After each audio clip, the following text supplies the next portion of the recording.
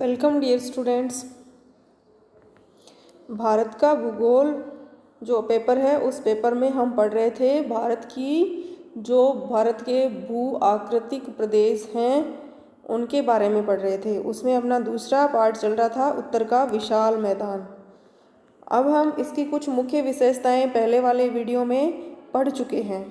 आज हम पढ़ेंगे उत्तर के विशाल मैदान का प्रादेशिक प्रारूप कि उसका अलग अलग भागों में किस प्रकार विभाजन किया गया, उनके क्या नाम दिए गए हैं, उनकी क्या विशेषताएं हैं।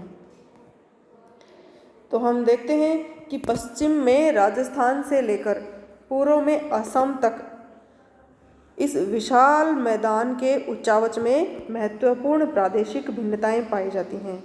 इस दृष्टिकोण से इसे पश्चिम से पूर्व की ओर निम्नलिखित भागों में बांटा जा सकता है। 4 भागों में इसको बांटा जा सकता है। कौन कौन से? एक राजस्थान का मैदान जो सबसे पश्चिम में है, उसके उत्तर पूर्व में पंजाब हरियाणा का मैदान, फिर बहुत विस्तृत गंगा का मैदान आता है जिसको आगे और 3 उप विभागों में बांटते हैं। ऊपरी गंगा का मैदान, मध्य गंगा का मैदान और निम्न गंगा का मैदान, और सबसे पूर्व में है ब्रह्मपुत्र का मैदान। अब आज हम इनमें से जो 2 भाग हैं, राजस्थान का मैदान और पंजाब हरियाणा का मैदान, इनको विस्तार से पढ़ेंगे। ये हम इस मैप में भी देख सकते हैं कि उत्तर का जो विशाल मैदान है उसके प्रादेशिक विभाग कौन कौन से हैं। जब से पश्चिम में ये राजस्थान का मैदान, फिर इसके उत्तर पूर्व में पंजाब हरियाणा का मैदान, फिर ये पूरा यहाँ तक ये गंगा का मैदान जिसके 3 उप विभाग हम देख चुके। ऊपरी गंगा का मैदान, ये मध्य गंगा का मैदान और ये निम्न गंगा का मैदान। और सबसे पूर्व में जो मैदान का भाग है उसको कहते हैं ब्रह्मपुत्र का मैदान जो यहाँ स्थित है। तो अब हम इसका पहला विभाग देखते हैं, राजस्थान का मैदान। अब राजस्थान का मैदान, इसका विस्तार कहाँ से है कि ये राजस्थान में स्थित है मुख्य रूप से, और कहाँ से कहाँ तक? जो अरावली की पहाड़ियाँ हैं, ये यहाँ अरावली की पहाड़ियाँ यहाँ से लेकर इधर पाकिस्तान भारत की जो ये सीमा है, इस अंतर्राष्ट्रीय सीमा यहाँ तक स्थित है। इसकी दिशा अगर हम देखें तो इसकी दिशा मुख्य रूप से उत्तर पूर्व से दक्षिण पश्चिम दिशा में ये फैला हुआ है। यहाँ से यहाँ तक इसकी लंबाई मानते हैं 640 किलोमीटर, और इसकी औसत चौड़ाई, ये वाली चौड़ाई है, ये कितनी है?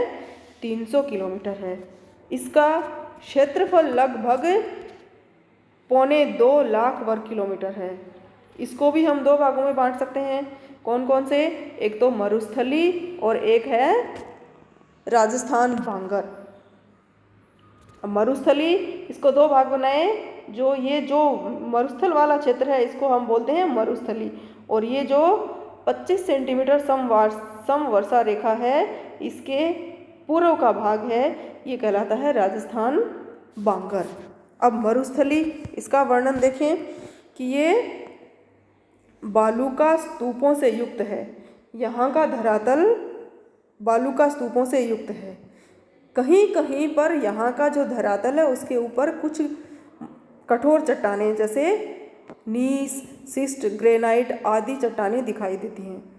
ये हम देखते हैं क्योंकि 25 सेंटीमीटर समवर्षा रेखा के पश्चिम में स्थित है। यहाँ वर्षा बहुत कम होती है, 25 सेंटीमीटर से कम ही वार्षिक वर्षा होती है। तो यहाँ यह शुष्क भाग है, मरुस्थलीय भाग है, इसलिए खेती बहुत कम संभव है।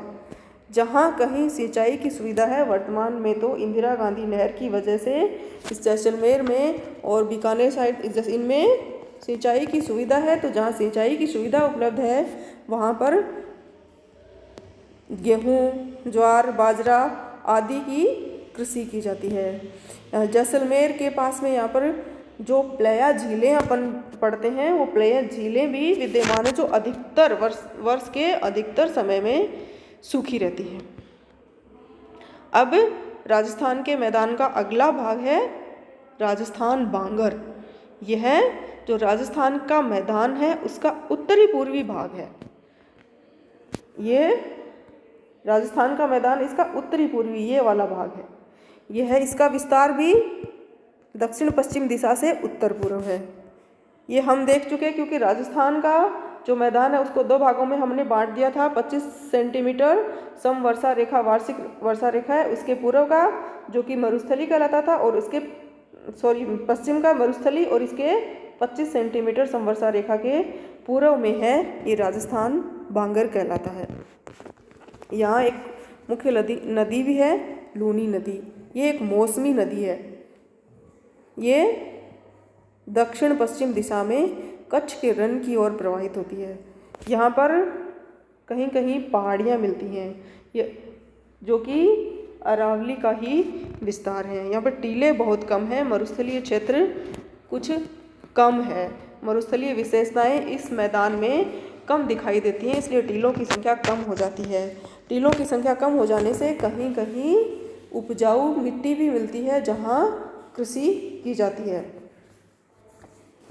अब दूसरा भाग है अपना पंजाब और हरियाणा का मैदान।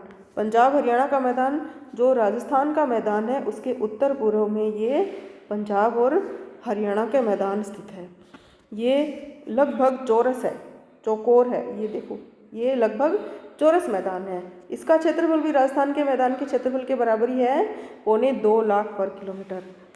ये उत्तर से दक्षिण दिशा में फैला हुआ है। उत्तर से दक्षिण भी मान सकते हैं, पूर्व से पश्चिम, लेकिन इसकी लंबाई उत्तर से दक्षिण है वो ज़्यादा है, वो 600 किलोमीटर है, 640 किलोमीटर है, और पूर्व से पश्चिम जो इसकी लंबाई, औसत लंबाई है वो 300 किलोमीटर है। राजनीतिक दृष्टि से देखें तो ये पंजाब में, हरियाणा में और दिल्ली में फैला हुआ है। इसकी अगर समुद्र तल से औसत ऊंचाई देखें तो 250 मीटर है।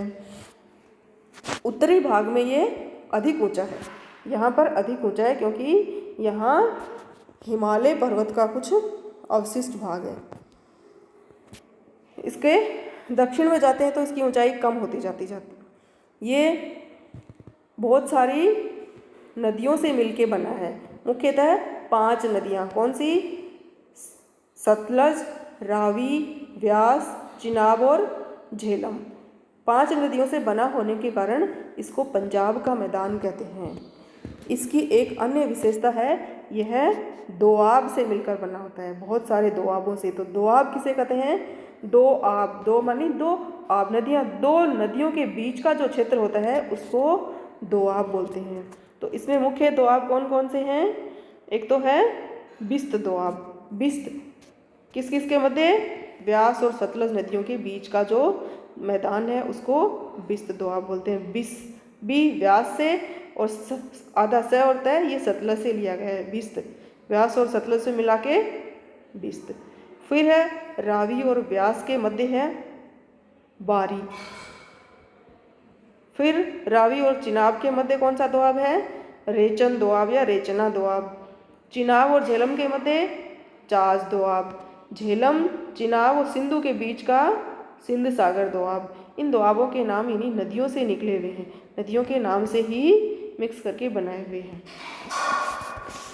तो इस प्रकार बहुत सारे दोआबों से मिलके बना हुआ पंजाब हरियाणा का मैदान है। अब जब आज़ादी के बाद भारत का विभाजन हुआ तो इसका कुछ भाग पाकिस्तान में चला गया था। अब इसमें जो भारत में है उसमें सतलज, व्यास और रावी नदियों के मैदानी भाग इसमें सम्मिलित हैं। सतलज नदी के दक्षिण की ओर का भाग उसको मालवा का मैदान कहते हैं। ये यहाँ से जो सतलज नदी निकलती है, ये सतलज नदी उसके दक्षिण का भाग है, इसको मालवा का मैदान भी कहते हैं। शिवालिक की पहाड़ियों के साथ लगता हुआ ये मैदान है और इसमें अनेक छोटी छोटी नदियाँ बहती हैं। उन छोटी छोटी नदियों ने यहाँ बहुत बड़ी मात्रा में अपरदन किया है और अपरदन के फलस्वरूप यहाँ बड़ी संख्या में खड्डे बन गए हैं। तो इन खड्डों को स्थानीय भाषा में एक नाम दिया गया है चो, CHO, चोज, CHOS चोज या CHO चो। ये चो पंजाब का जो होशियारपुर ज़िला है उसमें सबसे अधिक संख्या में मिलते हैं। इस मैदान की पूर्वी सीमा यमुना नदी बनाती है। अतः सतलज और यमुना के बीच का सतलज यहाँ और ये यमुना के बीच का भाग है, ये पंजाब और हरियाणा के मैदान में ही सम्मिलित है। घग्गर और यमुना नदियों के बीच का भाग हरियाणा में आता है। घग्गर ये राजस्थान, ये घग्गर भी यहीं बहती है जो शिवालिक की पहाड़ियों से निकलती है, तो इनके मध्य का भाग है वो हरियाणा में आता है। यह भाग कौन सा, ये वाला भाग, ये सतलज और यमुना के बीच जल विभाजक का कार्य करता है। जल विभाजक वो होता है जिसके दोनों तरफ का जल दो अलग अलग दिशाओं में जाता है। तो ये जो घग्गर वाला जल विभाजक है, इसके पूर्व की नदियाँ यमुना वगैरह ये बंगाल की खाड़ी में गिरती हैं और उसके पश्चिम की नदियाँ अरब सागर में गिरती हैं।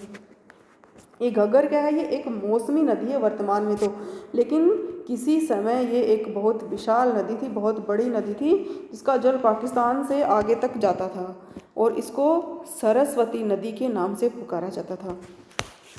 अब जो ये पंजाब तथा हरियाणा का मैदान है, ये दक्षिणी हरियाणा और राजस्थान में यह बालू के टीलों और अरावली पहाड़ियों के दूरस्थ भाग इसमें विविधता पैदा कर देते हैं। इस प्रकार हमने देखा पंजाब हरियाणा का मैदान। अगला है गंगा का मैदान, जो कि हम, और एक बचा है ब्रह्मपुत्र का मैदान, वो हम अगले वीडियो में पढ़ेंगे। तो थैंक यू।